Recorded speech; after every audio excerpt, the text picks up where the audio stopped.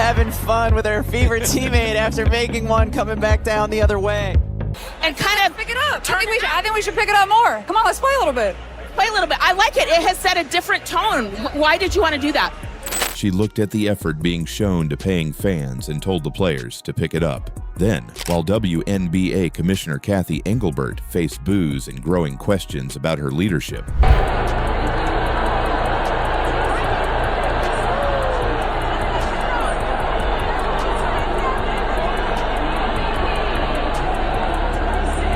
Clark made one revealing statement about NBA Commissioner Adam Silver. And just when everyone thought the story was over, Caitlin walked into Nike headquarters, grabbed a golf club, and shocked everyone with another side of her competitive personality. It all started during the WNBA showcase when Clark was wearing a microphone. The broadcast praised the energy on the court, but Caitlin immediately disagreed. She told the players they needed to pick it up and play a little harder. Then she explained why. The fans had paid a lot of money to get through the door. Okay, Caitlin, I'm going to you next because you set the tone right out of the gate. You came out firing and kind of pick it up. I think we should pick it up more. Come on, let's play a little bit. Play a little bit. I like it. It has set a different tone. Why did you want to do that? I mean, I think these fans, they pay a lot of money to get in the door. Let's not just walk around. We don't need to go 100%, but let's pick it up and have some fun for them. That was the comment that changed everything. Clark was not demanding more shots, she was not complaining about playing time, and she was not telling players to risk injury during an exhibition game. Her message was simple. The fans paid for entertainment, so give them something worth watching. Nobody expected playoff-level physicality, but there is a massive difference between staying safe and walking through possessions with no urgency. And Caitlin said it publicly. The cameras were rolling, the other players were standing nearby, and the league's biggest attraction admitted that the energy was not good enough. Now, I watched some of this game, and I have to be honest with you. It is boring. It is just boring. You can tell the players ain't playing for real. You can tell that they really ain't into it.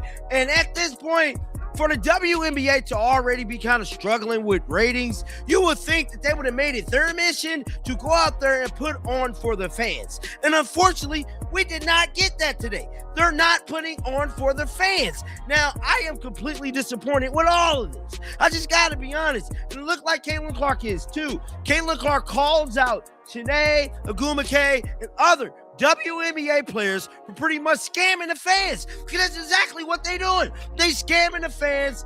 And to me, this is a horrible look for a league that is already struggling. Caitlin Clark possibly already knew that this was going to be the outcome. That's probably why she boycotted all the events. That moment exposed the strange position the WNBA has placed Clark in. The league promotes her everywhere. It puts cameras around her, microphones on her, and uses her popularity to bring viewers through the door. But when the product falls flat, Caitlin is also expected to rescue it.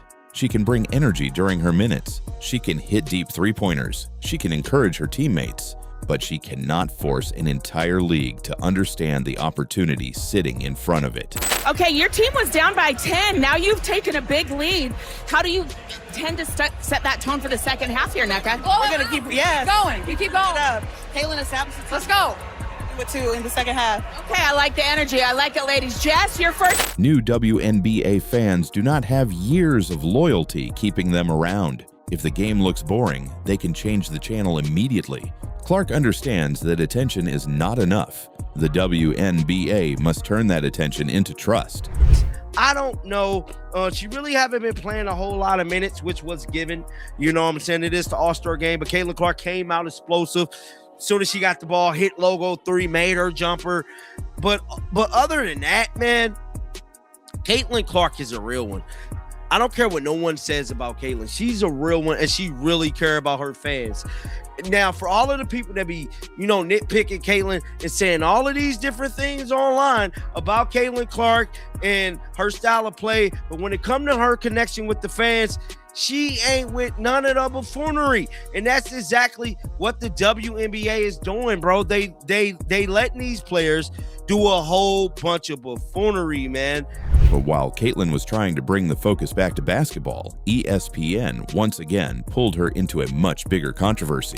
Monica McNutt suggested Clark still had room for more accountability and self-awareness regarding her role within the WNBA sisterhood. They put a bullet in real journalism for the sake of the message, the agenda. Let's listen to this.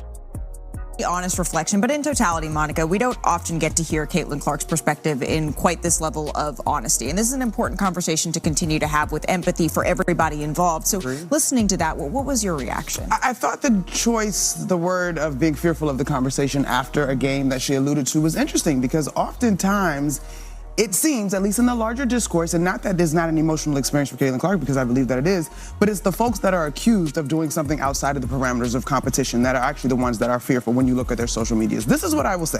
Caitlin Clark is 20. From my knowledge, there's only been 2 players where actual stalkers have been arrested. Caitlin Clark and Sophie Cunningham. Last I checked, they're both straight white females. She is a shining star in the galaxy of the WNBA. But I do think as she continues to matriculate through this league, there's room for a little bit more accountability and self-awareness in terms of her role in the larger sisterhood, if she sees it that way, in the WNBA. But Malika, I agree with her. The serious issue underneath that discussion involved harassment and threats against players. That should never be ignored. Every WNBA player deserves protection from stalking, threats, and abuse. But the conversation once again placed an impossible amount of responsibility on Caitlin Clark. She is expected to answer for ratings, media coverage, fan behavior, league politics, physical play, and almost every argument surrounding women's basketball. She can't just play basketball. They're saying it right now, and they know, these media members know, Caitlin Clark's fans want this to be about basketball, and the media is telling you, and the other players are telling you, we don't want it to be about basketball.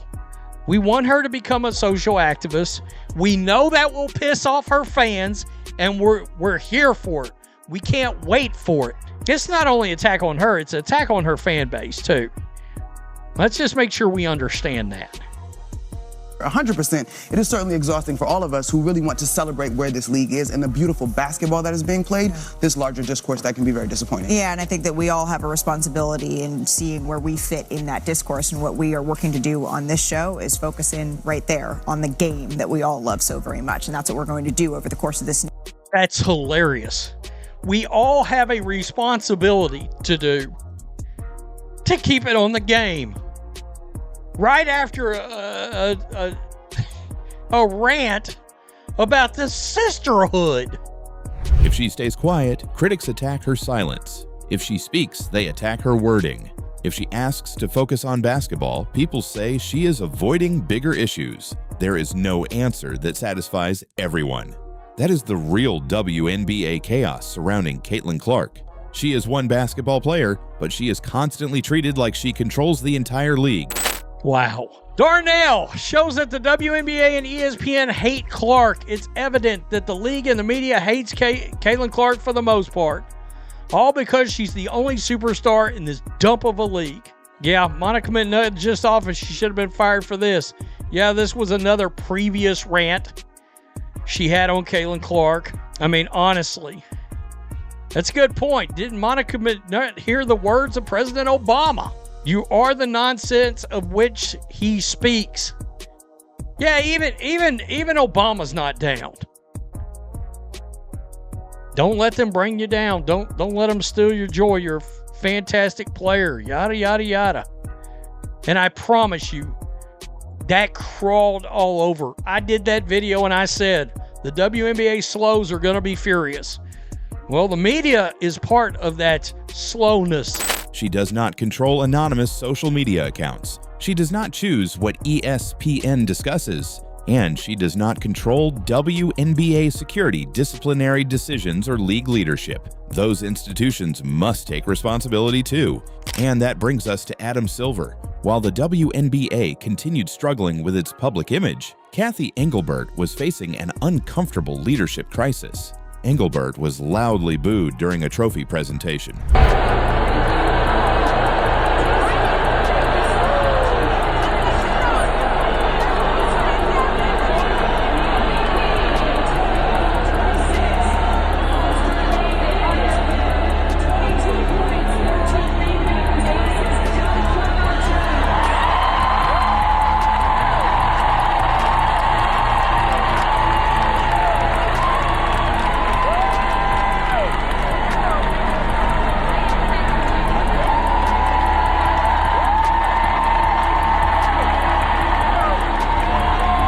This was not one angry fan shouting from the back. The reaction was loud enough that the broadcast had to continue through it. And it happened while questions were already growing about her relationship with players and her future as WNBA commissioner. So Kathy is probably done. She is probably done as commissioner. It says here, Kathy Engelbert helped the WNBA capitalize on growth, but now her relationship with players is holding it back. Obviously, they're talking a little bit about all this other stuff. And yeah, so a lot of insiders are saying this is Kathy Engelbert's last year. And it's so funny. People are like, oh yeah, she hasn't made any effort to prioritize a relationship with Caitlin Clark as one of like the negative things. And people are like, oh, they're just going to sign a new commissioner for Caitlin Clark. And it's like, no, that's literally not it. It's like saying David Stern didn't prioritize a relationship with Michael Jordan. Adam Silver, all the WNBA players have come out of their have gone out of their way to say that like Adam Silver, they have better relationships with Adam Silver than with Kathy Engelbert. Then the Alyssa Thomas incident created even more pressure. Thomas made contact with Caitlin Clark around the throat area during a game. The play was later upgraded, and Thomas received a suspension and fine. Reporting discussed in the supplied material claimed Adam Silver encouraged Engelbert to take action after reviewing the incident. Ultimately, the issues around Caitlin Clark are not largely about officiating, and that particular incident is not about whether a foul should have been called at the time in the game or whether that was ultimately a flagrant on review. And I've come to know Caitlin really well. She's an incredible player and also an incredible person. And she wants to focus on what she can. And she's become a bit of a political football in this country. And I think it's incredibly unfair to her. I don't think that issue is ultimately about officiating. It's sort of, it's become political ping pong with her. And she's a young woman who's trying to improve her game, focus on being the best player as she can. And I don't even think it's fair to her. The WNBA disputed the suggestion that Engelbert needed to be pushed. So that part remains contested. But once the report spread, fans started asking a damaging question. Why did it appear that the NBA commissioner was doing more to defend Caitlin Clark than the leadership of her own league? But man, owners, executive team executives, like people are calling out Kathy Engelbert, man, saying she's just not fit for the job. It is getting crazy for her. Let's listen to what I think her name is Courtney. Let's listen to what Courtney had to say right here. Engelbert has turned the WNBA into a mechanism for political discourse that goes off the rails instead of it being a sports engine. There is not a worse commissioner in pro sports than Kathy Engelbert. And I could go on for the entirety of this segment, but I'll give you this so we could, yes, I know it can be a little long-winded.